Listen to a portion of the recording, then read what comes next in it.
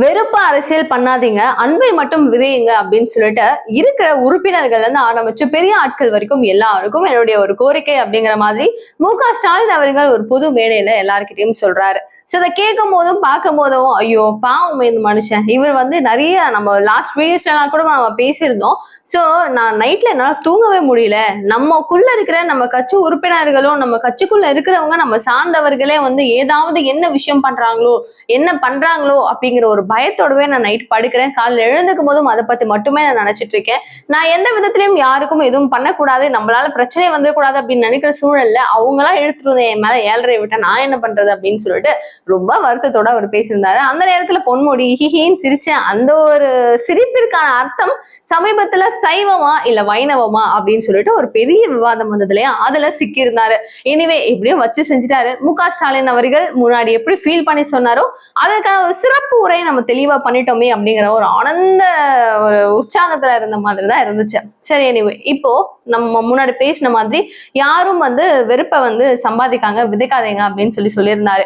ஆனா அது நடக்குதா? திமுகவுல அடுத்தடுத்து ஆபாச பேச்சுக்களும் ஆபாசமான செயல்களும், இவங்க அதுவும் வக்ரமா ஒரு பொது மேடையில அவ்வளவு மக்கள், பெண்கள், ஆண்கள், குழந்தைகள் அப்படின்னு சொல்லி கூட இருக்கிற அந்த சமுதாயத்துல அவ்வளவு பேர் முன்னாடி ஒரு மேடை பேச்சா பேசும்போது ஒரு பிரைவேட்டான ஒரு பிளேஸ்லயோ இல்ல போன்ஸ்லயோ அப்படி இல்லாம அவ்வளவு லட்சக்கணக்கிலையோ ஆயிரக்கணக்கிலையோ அவ்வளவு மக்கள் இருக்கிற ஒரு மேடையில, ஒரு பொது மேடையில இந்த மாதிரி வக்ரமா பேசுறது தவறா இல்ல சரியா அப்படிங்கிறது தான் நம்ம பேச போற ஒரு விஷயம். சோ இது அப்சல்யூட்லி தப்பு தான். இந்த மாதிரி திமுகவை சேர்ந்தவர்கள் அப்படின்னு சொல்லும் போது நம்ம எல்லாருக்கும் நல்லா தெரியற ஒரு பர்சன் அப்படின்னா சிவாஜி கிருஷ்ணமூர்த்தி. சோ இவர் என்ன பண்றாரு, எப்ப பார்த்தாலும் மேடையில வந்துட்டு நான் பண்றதுதான் கரெக்டுங்கிற மாதிரியே எல்லா கட்சிகளையும் அசிங்கமா கெட்ட வார்த்தைகளை கெட்ட பாணிலேயே பேசுவாரு.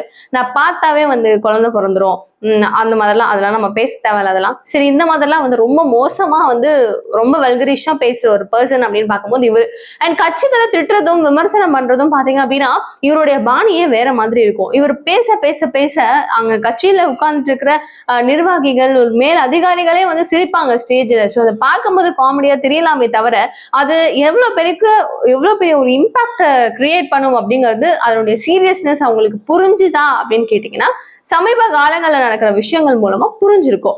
சோ இப்ப இந்த மாதிரி ஒண்ணு இருக்கும்போது திமுகவில் நான் முன்னாடி சொன்ன மாதிரி ஆபாச பேச்சுகள் அப்படின்னும் போது ஆண்கள் வாரியில சிவாஜி கிருஷ்ணமூர்த்தி வந்திருந்தாலும் நான் இருக்கேன் அப்படின்னு சொல்லிட்டு பெண்கள் அணியின் சார்பில் ஒரு லேடி, ஒரு அக்கா வந்து இறங்கி இருக்கிறாங்க. சோ அவங்க பேசுறாங்க பாரு, பேச்சா அது. சோ அவங்களும் ஒரு லேடி தான்.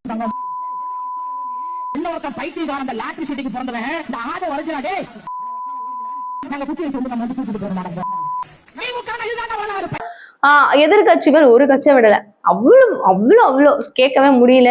அதை பார்த்து நான் உங்ககிட்ட சொல்றதும் எனக்கு என்ன சொல்றதுன்னு தெரியல. அக்கா, தங்கச்சி, அம்மா, சகோதரிகள் அப்படின்னு சொல்லிட்டு டோட்டலா ஒரு உமன்ஸை வந்து அவங்கவுங்க ஃபேமிலியில இருக்கிறவங்க எல்லாம் இழுத்து வச்சு அவ்வளவு மோசமா அவங்க விமர்சனம் பண்ணியிருந்தாங்க. ஸோ அவங்க பேசின ஒரு வார்த்தையும் அப்படியே இப்படி வச்சு தட்டின மாதிரி இந்த சுத்தியில அவ்வளோ அப்படிலாமா பேசுவாங்க ஏன் அப்படிங்கிற மாதிரி ஒரு கேள்வியும். ஸோ அதெல்லாம் ரொம்ப தப்பு. ஒரு மேடையில அவ்வளவு பேர் இருக்கும் போது திமுகவுக்கு ஒரு ஃபேவரா பேசணும்னு நினைக்கிறது ஓகே தான்.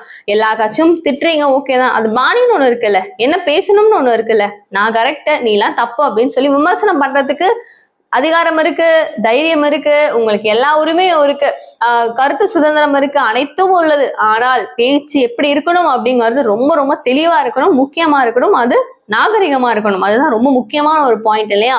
சோ அது எப்படி பேசணும் அப்படின்னு தெரியாம எப்படியோ பேசியிருந்தாங்க. சோ கனிமொழியில் ரீசெண்டா வந்து நம்ம பொன்முடி பேசின அந்த விஷயத்துக்கு பூசியும் பூசாமலும் அவர் பேசினது ரொம்ப தவறு, கண்டிக்கத்தக்கது அப்படிங்கிற மாதிரி ஒரு விஷயத்த வந்து அவங்க ட்விட்டர் பக்கத்துல போட்டிருந்தாங்க.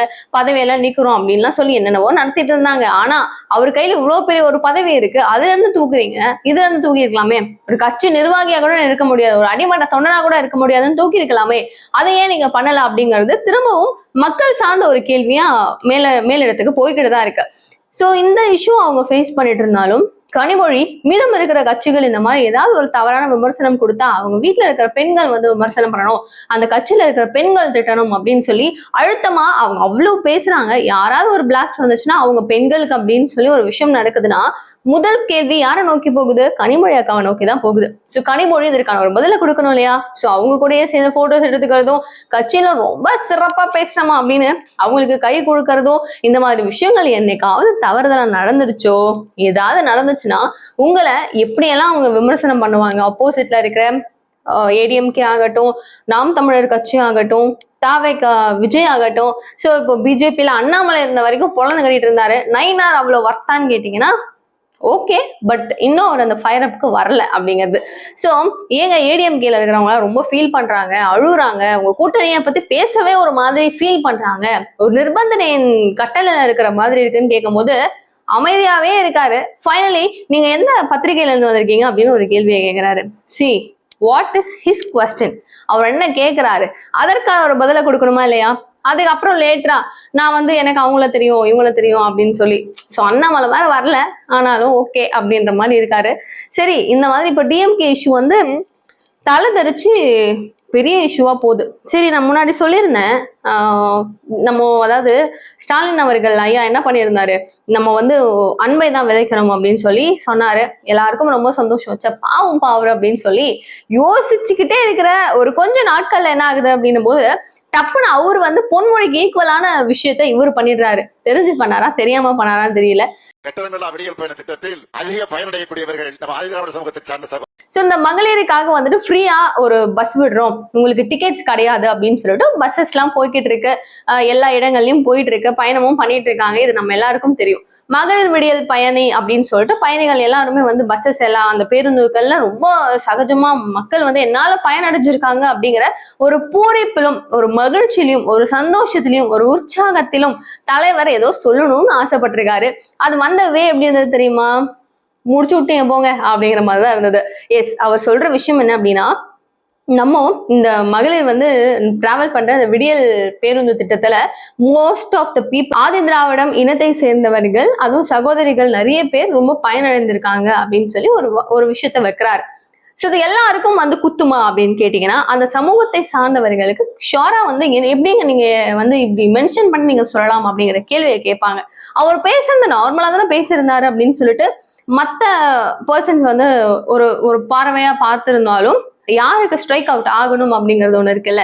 நம்ம அப்படியே ஒரு மேலோட்டமா நம்ம பார்த்துட்டு போற ஒரு நியூஸ் அவங்களுக்கு குத்துமா குத்தாதா அப்படிங்கிற கேள்வியிலேயே வரும்போது ஷுவரா they will ask question அப்படிங்கிறது உண்மையான ஒரு விஷயம். சோ அந்த ரீதியில நீங்க எப்படி வந்துட்டு இதெல்லாம் பத்தி பேசலாம்? அப்போ பொன்முடி அப்போ சொல்லியிருந்தார் ஒரு விஷயம், நீங்க எல்லாம் ஓசியில போறீங்க அப்படின்னு சொல்லிட்டு. அப்ப அந்த ஓசிக்கும் நீங்க சொல்லிட்டு இருக்கிற இந்த ஜாதி பத்தின ஒரு விஷயமும் இது எதுக்காக இதுல இன்க்ளூட் பண்ணணும்? அப்போ இவங்களுக்கு பஸ்ஸுக்கு டிக்கெட் கொடுத்து போற அளவுக்கு வந்து ஒரு கேப்பபிள் இல்லையா? அப்போ நம்ம தமிழகத்துலதான் இருக்கிறோம், டிராவல் பண்றோம் அப்படிங்கும் போது அவங்களுக்கான ஒரு வளர்ப்பு திட்டமாகவோ இல்ல அவங்களுக்கான ஒரு செயல்பாடாகவோ அவங்களுடைய வளர்ச்சிக்காகவோ நீங்க என்னதான் பண்ணீங்க அப்படிங்கிற மாதிரி நிறைய கேள்விகளை மக்கள் வந்து முன் வச்சுக்கிட்டு இருக்காங்க.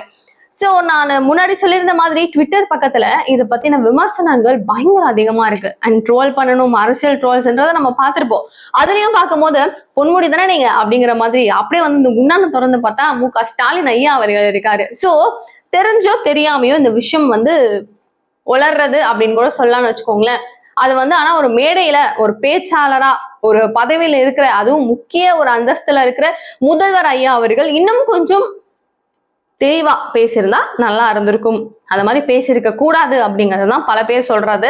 சோ இந்த மாதிரி நம்ம நோட்டீஸ் பார்க்கும்போது நிறைய நான் என்ன பேசினாலும் தப்பு, நான் நல்லது செஞ்சாலும் தப்பு, நான் கெட்டது செஞ்சாலும் தப்பு, நான் நடந்தாலும் தப்பு, தூங்கினாலும் தப்புங்கிற மாதிரி அது மேபி பாசிட்டிவா இருந்தா பாசிட்டிவ், நெகட்டிவா இருந்தா நெகட்டிவ் அப்படிங்கிற மாதிரி கரெக்டா பிரிச்சு மேய்ஞ்சிடுறாங்க நம்ம ஆளுங்க. கரெக்டா?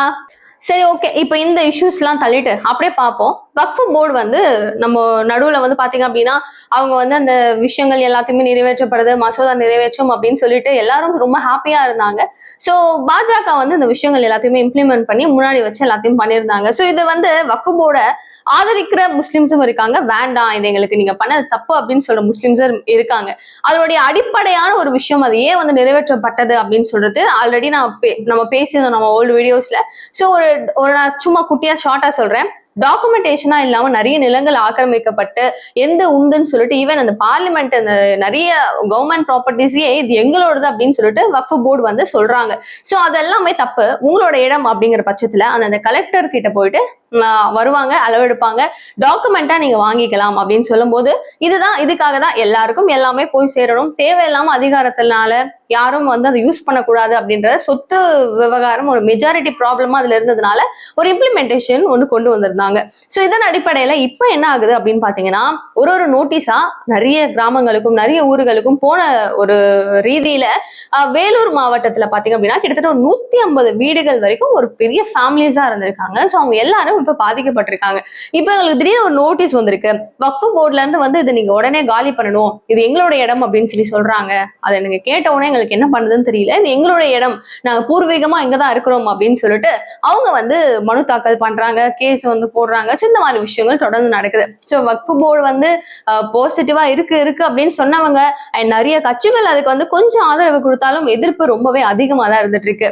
சரி, ஓகே, இப்ப இந்த வகையில இதுக்கு எதிர்ப்பு பண்றாங்க, ஆனா அது ஏன் பண்றாங்க அப்படின்றத ஒரு தெளிவா சொல்லணும் அப்படின்னு கேட்கும் போது டிவிகே ஆனந்த் கூட அவங்க பண்றதெல்லாம் நாங்க ஒழுங்காவா பண்றாங்க, அப்ப எங்க கிட்ட கேள்வி கேட்கறீங்க அப்படின்னு சொன்னாரு.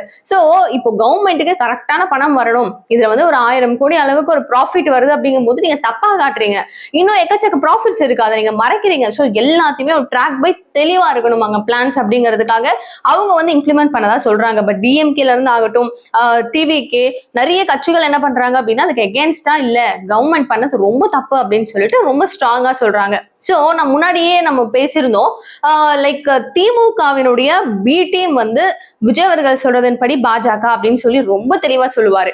ஆனா வரும் காலகட்டங்கள்ல இல்ல திமுகவினுடைய பி டீம் டோட்டல் விஜய் அவர்கள் தான் அப்படின்னு சொல்லி எல்லாரும் குற்றம் சாட்டுற அளவுக்கு ஒரு விஷயம் நடக்குது. சோ புத்தாண்டு அப்படின்னு சொல்லி வருது, தமிழ் புத்தாண்டு அப்படிங்கும் போது நீங்க எதுக்காக வாழ்த்துக்கள் சொல்லல, முக ஸ்டாலின் அவர்கள் சொல்லல அப்படிங்கிறது மக்கள் ரொம்ப பெருத்த ஒரு குற்றச்சாட்டா சொல்ற இந்த சமயத்துல புதுசா இப்பதான் வந்து அரசியல் களத்துக்குள்ள இறங்கி இருக்கீங்க, நல்லது கேட்டது மக்களுக்கு எது வேணும் அப்படிங்கறத தெரிஞ்சு நீங்க கொஞ்சமாவது நடந்துட்டு இருந்திருக்கணும், அதை நீங்க மிஸ் அவுட் பண்ணிட்டீங்க அப்படின்னு சொல்லிட்டு விஜய் மேல மீண்டும் குற்றச்சாட்டுகள் வைக்கப்பட்டு இருக்கு.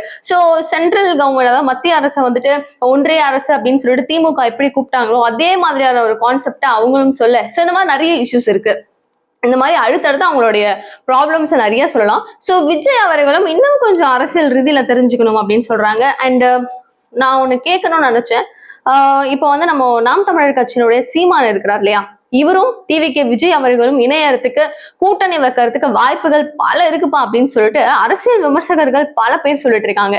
பட் எனக்கு என்னவோ அது வந்து கொஞ்சம் வாய்ப்பு கம்மியும் அப்படின்னு தான் தோணுது. பிகாஸ் நான் சிஎம் ஆகணும் அப்படிங்கிற ஒரு ஆசை விஜய் அவர்களுக்கும் இருக்கு, சீமான் அவர்களுக்கும் இருக்கு. இவங்க 2 பேரும் சேர்ந்து யாரு முதலமைச்சர்னு அவங்களுக்குள்ளேயே ஒரு போட்டி வந்துரும் இல்லையா, கூட்டணி வைக்கிறதுக்கு வாய்ப்பு இல்லையோன்னு நினைக்கிறேன். ஆனா நிறைய பேர் சொல்றதின் படி நீங்க அதுல நினைக்கிறீங்களா, கூட்டணி அமையறதுக்கு வாய்ப்பு இருக்கா அப்படிங்கறது ப்ளீஸ் கமெண்ட் பாக்ஸ்ல சொல்லுங்க. அண்ட் இந்த மாதிரி இஷ்யூஸ் எல்லாமே போகிற இன்னொரு சமயத்துல மகாபலிபுரத்துல மே 11ஆம் தேதி வந்துட்டு ஒரு பெரிய மீட்டிங் ஒன்று ரெடி பண்ணியிருக்கோம், அந்த நேரத்துல நாங்க எல்லாரும் ஒண்ணு சேர்ந்துருவோம் அப்படின்னு சொல்லியிருக்காங்க. யாரு அப்படின்னு கேட்டீங்கன்னா நடுவுல ரொம்ப வைரலா, ஐயோ நீ தலைவர் பொறுப்பிலே கிடையாது, நீ யாரா இங்க வர்றதுக்குன்ற மாதிரி செம்மையா அடிச்சு விட்டுட்டு இருந்த பாட்டாளி மக்கள் கட்சி.